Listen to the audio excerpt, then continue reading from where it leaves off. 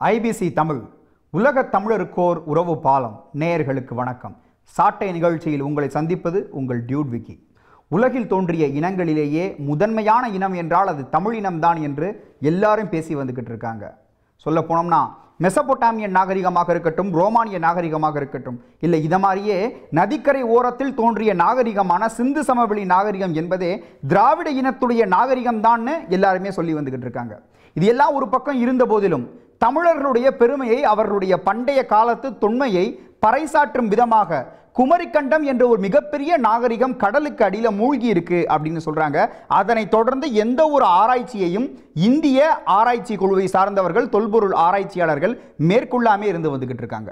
சரி, ஆழ்கடல்ல இருக்கக்கூடிய ஆராய்ச்சியை நம்மளால தொடர முடியாது, அது மிகப்பெரிய சிரமம் இருக்கும் அப்படின்றது ஒரு பக்கம் இருந்தாலும், தரையில் இருக்கக்கூடிய மதுரை அருகில் இருக்கக்கூடிய சிவகங்கை மாவட்டத்தின் கீழடி என்ற கிராமத்தில் நம்ம தமிழர்களுடைய பண்டைய காலத்து தொன்மையை விளக்கக்கூடிய அளவில் மிகப்பெரிய ஆராய்ச்சி 2 ஆண்டுகளாக நடந்தது. ஆனால் அதனை தொடர்ந்து ஒரு சர்ச்சையும் பிரச்சனையும் தொடர்ந்து வந்துகிட்டு இருக்கு இந்தியாவை இன்று ஆளும் பாரதிய ஜனதா அரசினால. அது என்ன பிரச்சனை, என்ன மாதிரியான சர்ச்சை, இதைத்தான் இந்த நிகழ்ச்சியில் பார்க்க போகிறோம். மதம், மொழி, இனம், ஈழம், கல்வி, லஞ்சம், ஊழல், வன்முறை, பெண்ணடிமை, பேராசை என்று நம்மை வீழ்த்த 1000 தடைகள் ஒன்று சேர்ந்து விரட்டி அடிக்க கையில் ஏந்தவும் சாட்டை. கீழடி கிராமத்தில் என்ன மாதிரியான பிரம்மாண்டங்கள் அந்த மணலுக்கு அடியில் புதைந்து கிடந்ததுங்கிறது தான் அடுத்து வரக்கூடிய பகுதியில் பார்க்க போகிறோம். இது அறம் கூற்று.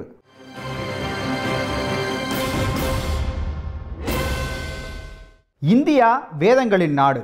இந்த இந்தியாவில் இருக்கக்கூடிய கலாச்சாரமே வேதங்களுடைய கலாச்சாரம் என்றெல்லாம் நம்ம கிட்ட இந்த இந்து மதத்தை சார்ந்த பாரதிய ஜனதா அரசு காலங்காலமாக ஆரிய திணிப்பில் ஈடுபட்டு வந்துகிட்டு இருக்கு. ஆனா உண்மையிலேயே ஆரிய கலாச்சாரத்தை விடவும் மிகவும் மூத்த கலாச்சாரம் திராவிட சமூகத்துடைய கலாச்சாரம். சமூக அளவிலும், இலக்கிய அளவிலும், கலை அளவிலும் இந்த கலாச்சாரம் தான் மூத்த கலாச்சாரம்னு கால்டுவெல் போன்ற மொழியியல் அறிஞர்களாக இருக்கட்டும், இல்ல சங்க இலக்கிய அறிஞர்களாக இருக்கட்டும், சிந்து சமவெளி நாகரிக அகழ்வாராய்ச்சிகள் செய்தவர்களாக இருக்கட்டும், இவங்க எல்லாருமே சொல்லி வந்துகிட்டு இருக்கிறாங்க. ஆரிய கலாச்சாரத்தை ஒப்பிட்டு பார்க்கும் பொழுது அந்த கலாச்சாரமானது இந்த இந்திய மண்ணுக்கான கலாச்சாரமே கிடையாது, அது பெர்சியால இருந்து புலம்பெயர்ந்து கொண்டு வரப்பட்ட கலாச்சாரம் அப்படின்னு தான் சொல்லப்பட்டு வந்துகிட்டு இருக்கு. அப்ப இங்க இருக்கக்கூடிய கலாச்சாரம் யாருடைய கலாச்சாரம்? திராவிடர்கள்னு சொல்லப்படக்கூடிய நாகர் இன மக்களுடைய கலாச்சாரம் தான் இந்த கலாச்சாரம். இது சங்க இலக்கியங்கள்ல பல இடத்துல நம்ம பார்த்திருக்கோம். இந்த நாகர் இனத்தை சார்ந்தவர்கள் பேசிய மொழி தமிழ் மொழி என்பது குறிப்பிடத்தகுந்த விஷயம். இந்த சங்க இலக்கியங்கள்ல பார்த்த இது எல்லாத்திற்குமான சான்றாக தற்பொழுது மதுரைக்கு அருகில் இருக்கக்கூடிய சிவகங்கை மாவட்டத்தில் கீழடி என்ற ஒரு கிராமம், அந்த கிராமத்தில் நடைபெற்ற அகழ்வாராய்ச்சி 2 ஆண்டுகளாக நடைபெற்றுச்சு. இந்த அகழ்வாராய்ச்சியுடைய விளைவாக பல தடயங்களை அவங்க முன்னெடுத்து வைக்கிறாங்க. இந்த ஆராய்ச்சியின்படி சங்க காலத்தில் சொன்ன அத்துணை நகரங்களுக்குமான சான்று இந்த இடத்துல இருக்குது அப்படின்னு சொல்லி அந்த அகழ்வாராய்ச்சியுடைய முடிவில் மேலெடுத்து வச்சாங்க 2 ஆய்வுகளின் அடிப்படையில். இந்த ஆய்வுகளுடைய முடிவுகளை ஒப்பிட்டு பார்க்கும் பொழுது அப்ப காலங்காலமா இத்தனை காலமாக அவங்க கதை சொல்லி வந்துகிட்டு இருந்தாங்க இல்லையா, இந்து மதத்தை சார்ந்தவர்கள், அவங்க சொன்ன கதை எல்லாமே பொய், தமிழர்களுடைய கலாச்சாரம் தான் உண்மை அப்படிங்கிறது நிரூபிக்கிற விதமாக பல முடிவுகள் அந்த ஆராய்ச்சியின் மூலமாக வெளியே வந்துச்சு. அப்ப இந்த விஷயத்தை ஒட்டுமொத்தமா இருட்டடிப்பு செஞ்சிடணும், இதை நிறுத்திடணும்னு சொல்லிட்டு இந்து மதவெறியை கொண்டு இருக்கக்கூடிய பாரதிய ஜனதா அரசு இந்த ஆய்வை நிறுத்தணும் அப்படின்னு சொல்லிட்டு முட்டுக்கட்டை போட்டுச்சு. ஆனா தமிழகத்தில் இருக்கக்கூடிய ஆய்வறிஞர்கள் மற்றும் ஜனநாயக கட்சியை சார்ந்தவர்கள் இவங்க எல்லாருமே போராட்டம் செஞ்சு அந்த அகழ்வாராய்ச்சியை நிறுத்தக்கூடாது அப்படின்னு அவங்க முன்னெடுத்து வச்ச அந்த கோரிக்கையின் அடிப்படையில் அவங்களுடைய தடையை தற்காலிகமாக இப்போதைக்கு நீக்கியிருக்காங்க அந்த இந்து மதவெறி கும்பல். சிவகங்கை மாவட்டம் திருப்புவனத்தில் மத்திய அரசுடைய தொல்லியல் துறையிலிருந்து வந்து இந்த ஆராய்ச்சியை கடந்த 2 ஆண்டுகளாக 2 பிரிவுகளாக நிகழ்த்தினாங்க. இந்த திருப்புவனம் பகுதியில் பள்ளிச்சந்தை திடல் என்று அழைக்கப்படக்கூடிய அந்த தொல்லியல் ஆராய்ச்சிக்கான அந்த மேட்டில் கிட்டத்தட்ட 110 ஏக்கர் இருக்கக்கூடிய மேடு அது. அந்த மேட்டில் வெறும் 50 சென்ட்ல மட்டும்தான் இப்போதைக்கு ஆராய்ச்சி நடத்தியிருந்தாங்க. இந்த 50 சென்ட் நிலத்தில் ஆராய்ச்சி நடத்தினதுடைய விளைவாகவே நமக்கு கிட்டத்தட்ட 1000 ஆண்டுகளுக்கு முன்னாடி தென்னிந்தியாவில் வாழ்ந்த மக்கள் எப்படிப்பட்ட கலாச்சாரத்தோட, எப்படிப்பட்ட பின்புலத்தோட வாழ்ந்திருப்பாங்க அப்படின்றதுக்கான அரிய தகவல்கள் நமக்கு சான்றுகளாக கிடைச்சிருக்குது. வரிசை வரிசையான கால்வாய்கள், கால்வாய்களுடைய முகப்பிலே பெரிய தொட்டிகள், தொட்டிகளில் உள்ள தண்ணீர் வர்ற மாதிரியான அமைப்பு, வெளியே தண்ணீர் செல்வது மாதிரியான ஒரு அமைப்பு, கால்வாய்களை ஒட்டி கிட்டத்தட்ட பெரியதும் சிறியதுமாக 6 உலைகள், அந்த கால்வாயுடைய ஆரம்ப பகுதியில் வட்டமான கிணறுகள், திறந்த வடிகால்கள், மூடிய வடிகால்கள், சுடுமண் குழாய்களினால் அமைக்கப்பட்ட வடிகால்கள் என்று வடிகால்கள் 3 விதமான வடிகால்களை கொண்டிருக்கக்கூடிய ஒரு நகரம். ஒரு நகரம் எப்படி அமைய வேண்டும் என்பதற்கான ஒரு அச்சு அசலான ஒரு நகரமாக தென்னிந்தியாவிலே அகழ்வாராய்ச்சியிலே கண்டுபிடிக்கப்பட்ட ஒரு நகரம் என்றால் அது கீழடியில் இருக்கக்கூடிய அந்த அகழ்வாராய்ச்சியுடைய அந்த முடிவுகளில் கொண்டு வரப்பட்ட நகரம் தான் சொல்றாங்க.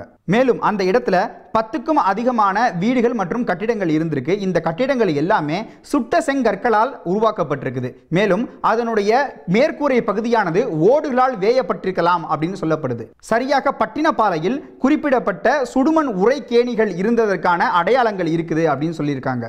மேலும் ஆப்கானிஸ்தானிலிருந்து கொண்டு வரப்பட்ட சூது பவளத்தினாலான மணிகள் மற்றும் ரோமாபுரியிலிருந்து கொண்டு வரப்பட்ட மண் பாண்டங்கள் இந்த இடத்துல கிடைச்சிருக்குது. மேலும் வட இந்தியாவில் இருக்கக்கூடிய பிராகிருத எழுத்துக்கள் பொறிக்கப்பட்ட அச்சுகளும் தமிழ் பிராமி எழுத்துக்கள் பொறிக்கப்பட்ட சிவப்பு கருப்பிலான ஓடுகள் 1000 கிலோகிராம் அளவுக்கு கிடைத்திருக்கு அப்படின்னு சொல்லியிருக்காங்க. சிந்து சமவெளி நாகரிகத்தை பொறுத்த வரைக்கும் மண்பாண்டங்கள் கிடைச்சது இல்லையா, அந்த மண்பாண்டங்கள் எல்லாமே வெளியே இருந்து சுட்டதற்கான அடையாளம் இருந்திருக்கு. அதாவது வெளியே கருநிறத்தில் இருந்திருக்கு. ஆனா இந்த கீழடியில் கிடைச்ச மண்பாண்டங்கள் எல்லாமே உள்ள கூடி சுற்றிருக்கிறாங்க. அதாவது தொழில்நுட்ப ரீதியாகவே சிந்து சமவெளி நாகரிகத்தில் வாழ்ந்த அந்த மக்களை விடவும் கீழடியில் வாழ்ந்த மக்கள் முன்னேறி இருக்கிறாங்க அப்படிங்கிறது இதன் மூலமாக நமக்கு தெரியுது. கீழடியில் தொழிற்பேட்டைகள் இருந்ததற்கான அடையாளங்கள் காணப்பட்டிருக்குது. மேலும் நெசவுக்கான தக்கைகளில் துவங்கி எளிய தொழிலுக்கான கருவிகள் எல்லாமே அந்த இடத்துல கண்டெடுக்கப்பட்டிருக்கு.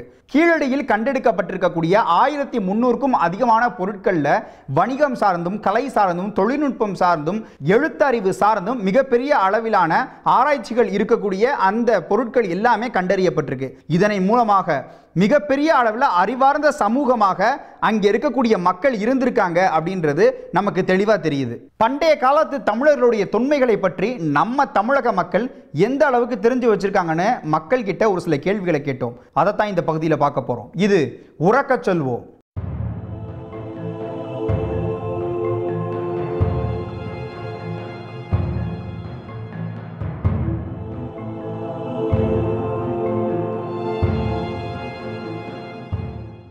மக்களுக்கான முதல் கேள்வி, பண்டைய காலத்து தமிழர்களுடைய பண்பாட்டையும் வரலாற்றையும் இன்றைய தமிழர்கள் தெரிந்து வைத்துக் கொள்ள வேண்டிய அவசியம் என்ன?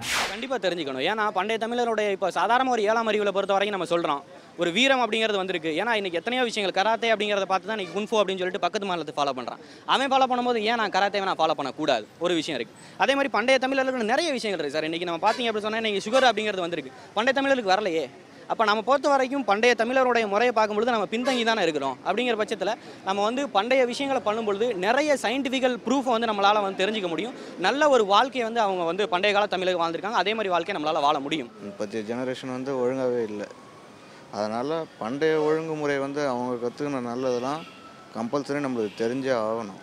அதை கற்றுக்கினா தான் நாடும் உறுப்புறம் நல்லா இருக்கும். பழைய கலாச்சாரத்தை வந்து பின்பற்றினா அவங்கள மாதிரி நாகரிகமாக இருக்கலாம். உங்களுக்கு லெமூரியா கான்டினென்ட் சொல்லப்படக்கூடிய குமரி கண்டத்தை பற்றி தெரியுமா? குமரி கண்டம் அப்படிங்கிறத பொறுத்த வரைக்கும் எனக்கு தெரிஞ்சிருக்கு. இந்த மாதிரி நிறைய ஃபேஸ்புக், வாட்ஸ்அப்பில் வந்து சொல்லியிருக்காங்க. என்னன்னா பண்டைய தமிழர்கள் வந்து அவங்களுடைய நாடுகளுடைய விரக்தி அப்படிங்கிறது அந்த அளவுக்கு இருந்தது. அந்த கடல்களால் வந்து அழிக்கப்பட்டிருக்கு அப்படிங்கிறது. ஆமாம், லெமூரியா கண்டது நம்முடைய கன்னியாகுமரி தான். அதை தான் வந்துட்டு லெமூரியா கண்டம்னு சொல்கிறோம். அது வந்துட்டு பார்த்தீங்கன்னா அந்த சைடில் வந்துட்டு பார்த்தீங்கன்னா நிலப்பரப்பில் அழிஞ்சிருக்கு. இந்தியாவோட பெரிய கண்டம்னு சொன்னால் லெமூரியா கண்டம் தாங்க. லெமூரியா கண்டம் இருந்துச்சுன்னா தமிழ் தாங்க தனி நாடு. மக்களுக்கான 3வது கேள்வி, உலகத்திலேயே மூத்த குடி தமிழ் குடி தான் அப்படின்னு சங்க இலக்கியங்கள்ல எல்லாம் சொல்லிட்டு வந்துகிட்டு இருக்கோம். ரோமாபுரி நாகரிகமாக இருக்கட்டும், இல்லை மெசபொட்டாமியன் நாகரிகமாக இருக்கட்டும், இது எல்லாத்திற்குமே அவங்க தான் மூத்த குடி அப்படிங்கிறதுக்கான பல ஆராய்ச்சி சான்றுகள் எல்லாம் அவங்க கிட்ட இருக்குது.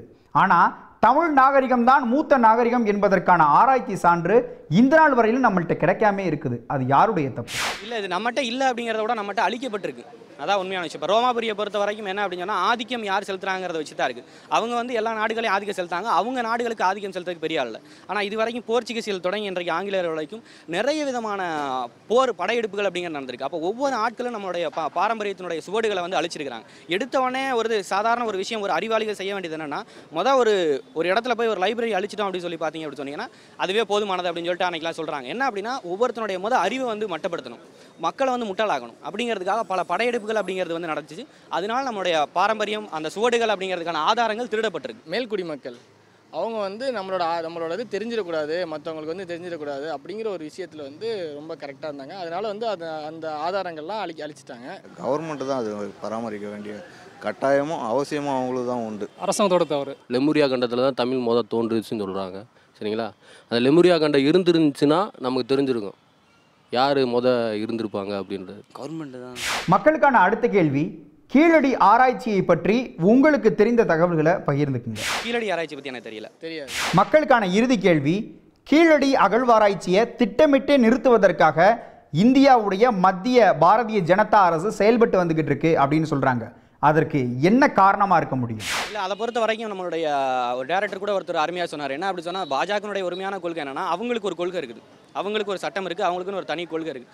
அந்த கொள்கையை இந்தியா முழுக்க வந்து இது பண்ணணும்னு நினைக்கிறாங்க. அதுக்கு எதிராக எந்தெந்த கொள்கையெல்லாம் தனித்தனியான கொள்கைகளாக இருக்கோ அதெல்லாம் ஒழிக்கணும்னு நினைக்கிறாங்க. இப்போ இங்கே இருக்கக்கூடிய அந்த மலையாளத்தில் கூட ஒரு விஷயத்தை ஒரு தெளிவாக சொன்னார். என்னன்னா, ஒரு பண்டிகை வந்து போகி பண்டிகை என்னமோ ஒரு பண்டிகை கொண்டாடி இருந்தாங்க. அவர் போய் அங்கே வாழ்த்து சொல்லாமல் வாமன ஜெயந்தி வாழ்த்துக்கள் அப்படின்னு. ஸோ அவங்களுக்குன்னு ஒரு கொள்கை இருக்குது. அதைத்தான் எல்லா பேர்த்தையும் வந்து செய்யணும்னு நினைக்கிறாங்களே ஒழிய நம்மளுடைய பாரம்பரியத்தை காப்பதற்கோ அந்த மாதிரியான ஆராய்ச்சிகளை வந்து ஊக்குவிக்கிறதுக்கு வந்து மத்திய அரசு, அதாவது பாஜக ரெடியாக இல்லை. கீழடி ஆராய்ச்சி பண்ண மூலமாக அவங்களோட ஆதாரங்கள் இதெல்லாம் வந்து வெளியே வர வரையும் நம்மளோட பெருமைகள் அதிகமாகவும் நம்மளோட இது அதிகமாகிறதுனால இது பண்ணுறாங்க, அதை அழிக்க ட்ரை பண்ணுறாங்க. இப்போ இடையில ரீசெண்டாக கூட ஸ்ரீலங்காவில் வந்து ஒரு புக்கு ஒன்று ரிலீஸ் பண்ண தெரியுங்களா? ஸ்ரீலங்காவில் அந்த புக்கு வந்து ரிலீஸ் பண்ணும்போது வந்து அந்த ஸ்ரீலங்காவே வந்து தமிழ்நாட்டுக்கு தான் சொந்தம் அப்படின்ற மாதிரி தான் அந்த புக்கில் வந்து இருக்கும். தமிழனுக்குரிய முன் உரிமை வந்து அந்த புக்கில் வந்து கொடுக்கப்பட்டிருக்கு அப்படின்றதுனால தான் அந்த புக்கவே அவன் ஸ்டாப் பண்ணிட்டான். அந்த மாதிரி ஒரு சில விஷயங்கள் வந்து வெளியே வந்துச்சு அப்படின்னா அந்த தமிழ்நாடு வந்து வெளியே தெரிய ஆரம்பிச்சிடும், தமிழ்ன்ற மொழி வந்து பெரிய கையாக வந்து ஓங்க ஆரம்பிச்சிடும். அப்படின்றதுனால தான் அதை தடுக்கிறதுக்கான முழு இது பண்ணுறாங்க. தமிழோட அடையாளத்தை மறைக்க நினைக்கிறாங்க. கீழடி ஆராய்ச்சியை வந்து நம்ம நிறுத்தினா இந்த வரலாற்று சின்னங்கள் கூட அழிக்கப்படுறதுக்கு உண்டான வாய்ப்புகள் இருக்குது. இப்போ மத்திய அரசாங்கம் ஒரு தனியாக அவங்களுக்கு ஒரு பாதுகாப்புனா, இப்போ ஹிந்தி தான் அவங்களுக்கு முன்னுரிமை, சமஸ்கிருதம் முன்னுரிமைன்னா அதை தான் முன்னிறுத்துவாங்க. அப்போ தமிழ்ன்ற மொழி மாற்றாந்தாய் அது மாதிரி ஆயிடுச்சு. அப்போ என்ன பண்ணால் அதை அழிக்க தான் பார்ப்பாங்க. அதை அவங்க அழிக்க வேண்டிய வேலை அவங்க பண்ணிகிட்டு இருக்கிறாங்க. நம்ம வந்துட்டு பார்த்தீங்கன்னா அது பாதுகாத்துக்கான அரசாங்கம் இல்லை. அது எந்த அரசாங்கம் வந்தாலும் என்ன பண்ணுறாங்க, மேலோட்டமாக பார்க்குறாங்க, கண்டி பேஸ் அடித்தட்டிலேருந்து பார்க்கறது கிடையாது. கீழடி அகழ்வாராய்ச்சியை நிறுத்துவதற்காக இன்றைய இந்தியாவுடைய ஆளும் பாரதிய ஜனதா அரசு என்னென்ன மாதிரியான செயல்பாடுகளை எல்லாம் செயல்பட்டது அப்படிங்கிறது தான் இந்த பகுதியான சவுக்கடி பகுதியில் பார்க்க போகிறோம்.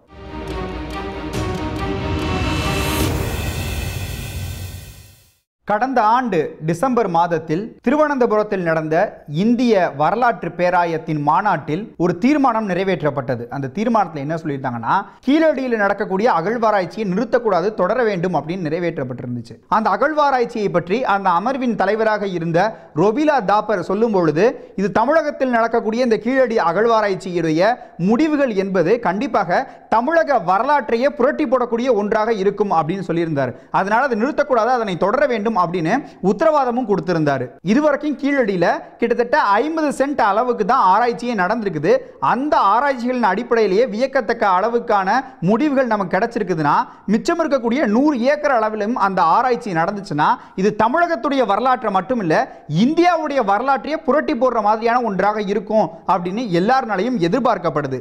மேலும் 1970க்கு பிறகு மத்திய அரசு அதிகமான ஒரு ஆராய்ச்சியாக இங்கே செஞ்சதுன்னா தென்னிந்தியாவிலேயே கீழடி ஆராய்ச்சியாக மட்டும்தான் இருக்குது. கீழடியில எடுக்கப்பட்டிருக்கக்கூடிய பொருட்கள் எதுவுமே எந்த ஒரு மதத்தையும் சார்ந்த பொருளாக இல்லாம தான் இருந்திருக்கு. இது எதை காட்டுதுன்னா, பண்டைய காலத்து தமிழர்கள் எந்த ஒரு மதத்தையும் பின்பற்றாம தான் வந்துட்டு இருந்திருக்காங்க. அவங்க தங்களுடைய மூத்தோர் வழிபாட்டையும் நடுக்கல் வழிபாட்டையும் தான் பின்பற்றி வந்துகிட்டு இருந்தாங்க அப்படிங்கிறத நமக்கு ரொம்ப தெளிவா காட்டுது. சங்க இலக்கியங்கள்ல குறிப்பிடப்பட்டிருக்கக்கூடிய மதங்கள் தோன்றுவதற்கு முந்தைய நாகரிகம் தான் கீழடியில் வாழ்ந்த சங்க தமிழர்களுடைய நாகரிகம் அப்படின்றது நமக்கு தெளிவா தெரியுது. தமிழ் மொழியானது எந்த ஒரு மதத்தையும் சார்ந்த மொழி கிடையாது அப்படிங்கிறத கால்டுவெல் எழுதியிருந்தார். அதற்கு சான்றாக இந்த கீழடி ஆராய்ச்சியுடைய முடிவுகள் அமைஞ்சிருக்குது. இப்படி கிறிஸ்து பிறப்பதற்கு 1000 ஆண்டுகளுக்கு முன்னாடி இந்தியாவில் வாழ்ந்த ஒரு மனித கூட்டம் எந்த ஒரு மதத்தையும் பின்பற்றாம எந்த ஒரு பெரும் தெய்வங்களுடைய வழிபாட்டு முறையும் இல்லாம இருந்திருக்கு அப்படிங்கிறது வேத இதிகாசப்படி தான் இந்த சமயம், இந்த கலாச்சாரம் எல்லாமே உருவாக்கப்பட்டிருக்குன்னு பேசி வந்துகிட்டு இருக்கக்கூடிய காவி கும்பலுடைய கருத்துக்கு எதிர்கருத்தாக இருக்குது. இந்த ஒரே ஒரு காரணத்தை மட்டுமே மையமா வச்சு இந்த அகழ்வாராய்ச்சியை ஆரம்ப கட்டத்திலேயே நிறுத்திடணும்னு சொல்லிட்டு பாரதிய ஜனதா அரசு பல முயற்சிகளை எடுத்து வந்துகிட்டு இருந்துச்சு. இந்தியாவில் குஜராத்ல தொலைவிரால 13 ஆண்டுகளும், லோத்தல்ல 5 ஆண்டுகளும், ஆந்திராவில் நாகார்ஜுன கொண்டாவில் 10 ஆண்டுகளும் அகழ்வாராய்ச்சி தொடர்ந்து நடந்து வந்துகிட்டு இருக்கு. ஆனா கடந்த 2 ஆண்டுகளாகத்தான் கீழடியில அந்த அகழ்வாராய்ச்சி ஆரம்பிச்சிருக்காங்க. ஆனா இது இந்த 2 ஆண்டுகளுக்குள்ளவே முடிச்சிடணும்னு பல தடைகளை போட பார்த்துச்சு பாரதிய ஜனதா அரசு. ஆனா நம்மளுடைய மக்கள் தொடர்ந்து போராட்டம் நடத்தினதுனால, அறிவியல் ஆய்வாளர்கள் எல்லாருமே தொடர்ந்து போராட்டம் நடத்தினதுனால, அவங்க அழுத்தம் கொடுத்ததுனால தான் இது தொடர்ந்து 3ஆம் கட்டத்தை எட்டி இருக்குது. இன்னைக்கு வரைக்குமே நம்ம தமிழக மக்கள் இது சார்ந்து எந்த ஒரு விழிப்புணர்வும் இல்லாம அடுத்த கட்டமாக இவங்க என்ன ஆராய்ச்சி செய்ய போறாங்க அப்படிங்கறத தெரிஞ்சுக்காம இருந்தாங்கன்னா இதை மிகவும் நேர்த்தியாக நிறுத்துவதற்கான முயற்சியில இந்த பாரதிய ஜனதா அரசு இறங்கும்ன்றதுல எள்ளளவும் சந்தேகம் கிடையாது. இப்படி கீழடியில கண்டறியப்பட்டிருக்கக்கூடிய பொருட்களுடைய மூலக்கூறுகளை எல்லாம் கார்பன் 14 பகுப்பாய்வுக்கு அனுப்பணும் அப்படிங்கிறத, எத்தனை பொருளை அனுப்பணுங்கிறத கண்டிப்பாக இந்திய தொல்லியல் துறை தான் முடிவெடுக்கணும். அப்படி பார்த்தோம்னா ராஜஸ்தான்ல காளிபங்கன்ல நடந்த அகழாய்வில் எடுக்கப்பட்ட பொருட்களில் 28 பொருட்களை இந்த கார்பன் பகுப்பாய்வுக்கு அனுப்பிச்சு வச்சிருக்காங்க. தொலைவிராவில் எடுக்கப்பட்ட பொருட்கள்ல 20 பொருட்களை அனுப்பிச்சு வச்சிருக்காங்க. அப்படி கீழடியிலிருந்து எடுக்கப்பட்ட பொருட்கள்ல குறைந்தது 10 பொருளையாவது இவங்க அனுப்பணும்னு சொல்லிட்டு எல்லா ஆய்வாளர்களும் எதிர்பார்த்துக்கிட்டு இருந்தாங்க. ஆனா இந்திய தொல்லியல் துறையில இருந்து வெறும் 2 பொருளை மட்டும்தான், இந்த கீழடியிலிருந்து எடுத்த பொருட்கள்ல 2 பொருட்களை மட்டும்தான் எடுத்து அவங்க கார்பன் 14 பகுப்பாய்வுக்கு அனுப்பிச்சு வச்சிருக்காங்க. இது மட்டும் கிடையாது, இல்லாத சரஸ்வதி நதியை தேடி கண்டறிவதற்காகவும், சிந்து சமவெளி நாகரிகம் என்பது இந்த சரஸ்வதி நதியுடைய நீட்சில இந்த நதிக்கரை நாகரிகமாகத்தான் வளர்ந்துச்சு அப்படிங்கிற பொய்ய உண்மைன்னு நிரூபிப்பதற்காகவும் பல கோடி ரூபாய்களை இந்த மத்திய அரசு செலவு செஞ்சிருக்கு. ஆனா இந்த கீழடி பற்றிய ஆராய்ச்சியில அவங்க எந்த அளவுக்கு கவனம் செலுத்துறாங்க அப்படின்றத பார்க்கும் பொழுது, இதை ஒப்பிட்டு பார்க்கும் பொழுது இதை தூக்கி கிடப்புல போட்டு வச்சிருக்காங்க அப்படிங்கிற அளவு தான் அவங்க கவனம் செலுத்தி வந்துகிட்டு இருக்காங்க. மேலும் அயோத்தியில 151 கோடி ரூபாய் செலவுல ராமருக்கு அருங்காட்சியகம் அமைக்கிறேன் அப்படின்னு சொல்லிட்டு வந்துகிட்டு இருக்கக்கூடிய இவங்க கீழடியில இருந்து எடுத்த பொருட்களை எல்லாம் பகுப்பாய்வுக்காக அனுப்புறதுக்காக அவங்க செலவழிச்சது வெறும் 1 லட்சம் ரூபாய் மட்டும்தான். இப்படி ஆரியர்கள் வேறு இடத்துல இருந்து வந்தேறி இங்க நம்ம கிட்ட வந்து புகுந்திருக்காங்க அப்படிங்கிறத இந்த காவி கூட்டம் யாருமே ஏத்துக்க மாட்டாங்க. அந்த காவி கூட்டத்தை பொறுத்த வரைக்கும் இந்தியாவுடைய பூர்வகுடி மக்கள் இந்த ஆரியர்கள் அப்படின்னு சொல்லிட்டு வந்துட்டு இருக்காங்க. மேலும் வேதங்களுடைய கலாச்சாரம் தான் இந்தியாவுடைய கலாச்சாரம், இதை தாண்டி எந்த ஒரு கலாச்சாரமும் இந்தியாவில் இல்லவே இல்லை அப்படின்னு அவங்க தொடர்ந்து சொல்லி வந்துகிட்டு இருக்காங்க. அது மட்டும் இல்லாம இந்தியாவில் சமஸ்கிருத மொழி தான் பூர்வகுடி மக்கள் பேசிய மொழி, அதிலிருந்து பிரிந்தவை தான் மற்ற மொழிகள் எல்லாம் அப்படின்னு அவங்க சொல்லி வந்துகிட்டு இருக்காங்க. இந்த எல்லா பொய்களையும் உண்மை என்று மாற்றுவதற்காகத்தான் அவங்க ஆராய்ச்சிகளும் ஆய்வுகளும் செஞ்சு வந்துகிட்டு இருக்காங்க. உண்மையான தமிழ் மொழியுடைய அடையாளங்களை அழிப்பதற்கான முன்னெடுப்பையும் அவங்க செஞ்சுக்கிட்டு இருக்காங்க. இது மட்டும் இல்லாம திராவிடர் என்ற கருத்தாக்கம், ஆரிய திராவிட பாகுபாடு, திராவிடர்களை ஆரியர்கள் அடிமைப்படுத்தி வச்சிருந்தாங்க. இந்த கருத்துக்கள் எல்லாமே ஆங்கிலேயர்கள் நம்மை பிரித்து ஆள்வதற்காக எடுத்த சூழ்ச்சி அப்படின்னு சொல்லிட்டு நம்ம கிட்டயே பரப்புரை செஞ்சு வந்துகிட்டு இருக்காங்க. இன்னும் சிறப்பாக சொல்லணும்னா ஒரு மொழி, ஒரு மதம், ஒரு நாடு, ஹிந்தி, இந்து, இந்தியா அப்படின்ற அரசியலை கையில் எடுத்துக்கிட்டு இருக்கக்கூடிய இந்த இந்துத்துவா கும்பல் எல்லாமே இதன் அடிப்படையில் தான் நம்மளுடைய வரலாறு இருக்குது அப்படின்னு பேசி வந்துகிட்டு இருக்காங்க. அதற்கு அவங்க எதை சான்றா காட்டுறாங்கன்னா, அவங்க புனைந்து வைத்திருக்கக்கூடிய எல்லா கற்பனை கதாபாத்திரங்களையும் கொண்டு இருக்கக்கூடிய அவங்களுடைய இதிகாச நூல்களை தான் வச்சிருக்காங்க. இந்த இதிகாசங்களை தாண்டி அவங்க கையில் வேற எந்த ஒரு சான்றுமே கிடையாது. இல்லாத சான்றை தேடுவதற்காகவே இந்திய தொல்லியல் துறையுடைய முழு நேர பணியாக அவங்களை ஏவி விட்டுக்கிட்டு இருக்காங்க. இந்த கீழடி ஆராய்ச்சியை பொறுத்த வரைக்கும் நாம தில்லியையும் மைசூரையும் கைகாட்டியே நம்ம எல்லாருமே குறை சொல்லிட்டே வந்துகிட்டு இருக்கிறோம். இந்திய தொல்லியல் துறை சரியா செயல்படல, அவங்க நம்மளை தொடர்ந்து வஞ்சித்துக்கிட்டே இருக்கிறாங்க அப்படின்னு சொல்லிக்கிட்டு இருக்கிறோம். கையில வெண்ணெயை வச்சுட்டு நெய்க்கு அலையக்கூடிய அந்த சூழலா தான் இது இருக்குது. காரணம், நம்ம தமிழகத்துல தொல்லியல் துறைன்றது எப்பயோ ஆரம்பிச்சிட்டாங்க. கிட்டத்தட்ட 25 ஆய்வாளர்கள் மற்றும் அந்த கல்வெட்டு மற்றும் ஓலைச்சுவடிகளை பற்றிய ஆய்வுகள் செய்பவர்கள் இத்தனை பேரை உள்ளடக்கிய ஒரு துறையாக ஆரம்பிக்கப்பட்டது. இன்னைக்கு என்ன நிலைமையில இருக்குது? அந்த துறையில விரல் விட்டு எண்ணக்கூடிய ஆய்வாளர்கள் தான் இன்னைக்கு இருந்துகிட்டு இருக்காங்க. அந்த அளவுக்கு தான் அந்த துறையை நம்ம பராமரித்து வச்சுக்கிட்டு இருக்கிறோம். உண்மையிலேயே மிகப்பெரிய ஆய்வாளர்கள் இங்கே தமிழகத்தில் இருக்காங்க. அவங்களை எல்லாம் உள்ளடக்கி இந்த தமிழக தொல்லியல் துறையை சார்ந்தவர்கள் அடிக்க அடி நம்மளுடைய அகழ்வாராய்ச்சியை நிகழ்த்தினோம்னா கீழடியை விடவும் அதிகமான பிரமிப்பை கொடுக்கக்கூடிய ஒரு முடிவுகளை எல்லாம் இந்த அகழ்வாராய்ச்சி நமக்கு கொடுக்கும் அப்படின்றதுல மாற்று கருத்து கிடையாது. அந்த அளவுக்கான ரிசோர்சஸ் நம்மளுடைய தமிழ்நாட்டில் இருந்துகிட்டு இருக்கு. நம்ம தமிழக அரசை பொறுத்த வரைக்கும் நிதிநிலை அறிக்கையை பார்த்தோம்னா எல்லா துறைகளுக்கும் எல்லாத்தையும் ஒதுக்கிட்டு மிச்சம் ஏதாவது பணம் இருந்துச்சுன்னா அதைத்தான் இந்த தொல்லியல் துறைக்குன்னு ஒதுக்குவாங்க. இதுவரைக்கும் நடுவண் அரசு கீழடி அகழ்வாராய்ச்சிக்கு செலவழிச்சிருக்கக்கூடிய பணம்னு பார்த்தோம்னா 70 லட்சம் ரூபாய். ஆனால் நம்ம தமிழகத்தில் டாஸ்மாகை வச்சு வரக்கூடிய வருமானம் விடுப்பு நாட்களை எல்லாம் நம்ம விட்டுட்டோம்னா கிட்டத்தட்ட ஒரு வினாடிக்கு 14 லட்சம் ரூபாய் அளவுக்கு சம்பாரிச்சு வந்துகிட்டு இருக்கு. அப்போ 5 வினாடிக்கு 70 லட்சம் ரூபாய் அளவுக்கு சம்பாரிச்சு வந்துகிட்டு இருக்கு. அந்த பணத்தை வச்சே நம்மளே நம்ம அந்த கீழடி ஆராய்ச்சியை செஞ்சிடலாம். அப்படிலாம் செஞ்சாங்கன்னா வெறும் 50 சென்ட்ல மட்டுமே செஞ்சிருக்கக்கூடிய இந்த ஆராய்ச்சியை விரிவுபடுத்தி 100 ஏக்கர் அளவு இந்த கீழடி அகழ்வாராய்ச்சியை நிகழ்த்தி மிகப்பெரிய மர்மங்களை எல்லாம் களைந்து இந்த உலகத்துக்கு தமிழர்களுடைய வரலாறு எப்படிப்பட்ட தொன்மையான பழமையான வரலாறு என்பதை நம்மளே செஞ்சிடலாம். ஆனா இது செய்வதற்கான ஆள் இங்க கிடைக்காம போயிட்டாங்க அப்படிங்கிறது தான் இங்க உருவாகி இருக்கக்கூடிய வெற்றிடம். வேறு ஒரு சமூக பிரச்சனையை கையில் எடுத்து சவுக்கடி கொடுக்க காத்திருக்கோம் இந்த சாட்டை நிகழ்ச்சியில. அதுவரை உங்களிடமிருந்து விடைபெறுவது உங்கள் டியூட் விக்கி.